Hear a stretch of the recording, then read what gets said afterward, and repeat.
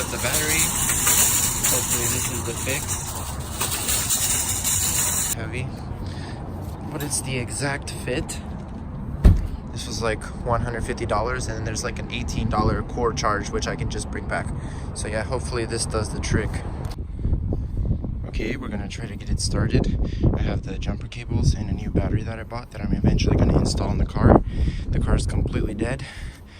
The locks didn't even work, the central locking system, but good thing on these cars you have to double lock it for the back door to lock, I believe, or that's what I've been told. But this one was unlocked, luckily, so I was able to get in the car to open the hood. As you can see, we have quite the elaborate contraption here. Tried to use the new battery to start it, but it wasn't enough, and it actually drained this one, so now I have the charger connected to both, and that seemed to give it a little bit faster cranking, but still not enough. So I'm just gonna wait like 20 minutes and then try again. Hopefully that'll work. We got the car started. I forgot to film when I was actually starting it because it's just been charging, so I didn't know when it was actually going to work, but it did, so that's good. Nothing really interesting there.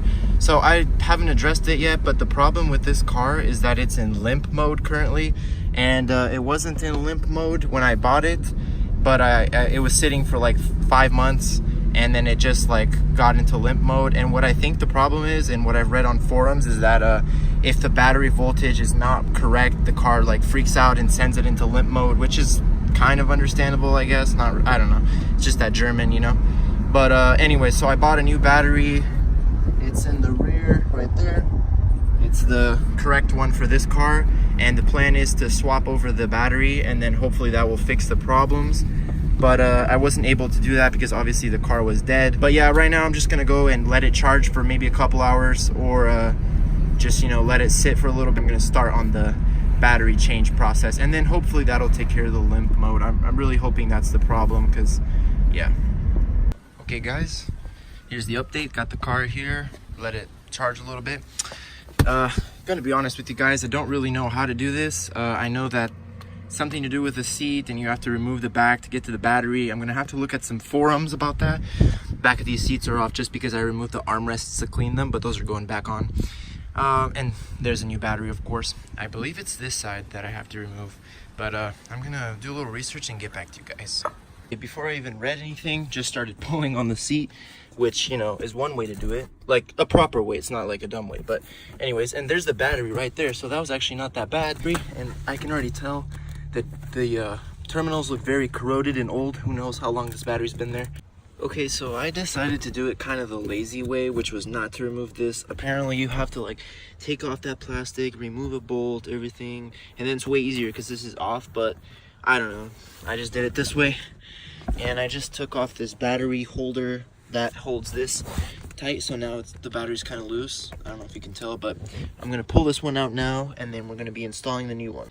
Okay, just got the battery out. You might hear me, I'm breathing heavy. I probably do not recommend doing this. I mean, doing it this way, and I'm not even trying to be funny, but unless you're pretty strong, because I kid you not, this thing's probably at least 50 pounds, maybe definitely over 40.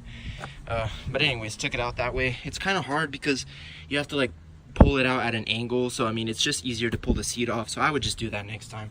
But here we're gonna go put the new battery in, hook everything up. Probably gonna take a wire brush to those terminals just to make sure it has proper conductivity, and then gonna put the backrests on, and then gonna give the whole car a good wash.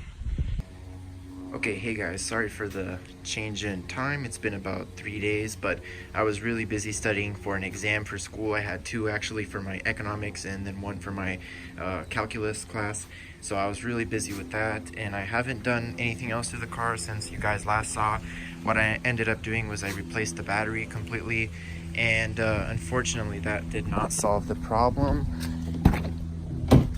I still have to install the backrests on these, but that's, you know, nothing. But anyways, so the battery did not solve the problem. I was really hoping that that would be enough to turn off the EML, or rather turn it on.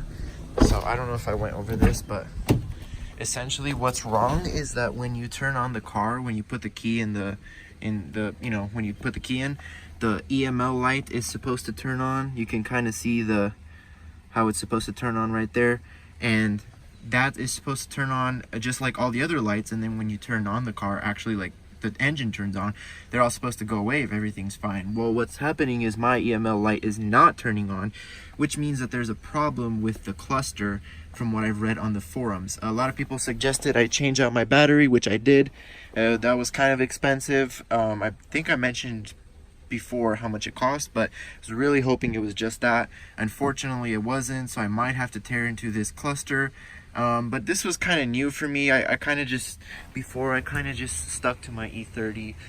So maybe some of you guys didn't even know I own this, but if you guys like this type of video, even though it didn't turn out the way I want to, where it just kind of like shows what I'm doing, more of a vlog type video, let me know in the comments please. But yeah, so I guess it's pretty much it for this episode.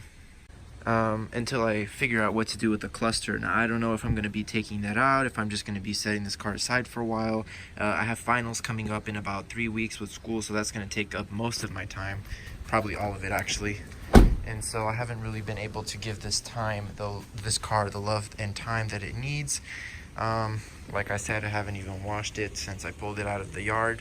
But anyways, I really like this car, and hopefully it's going to be working soon. But yeah, let me know what you guys think.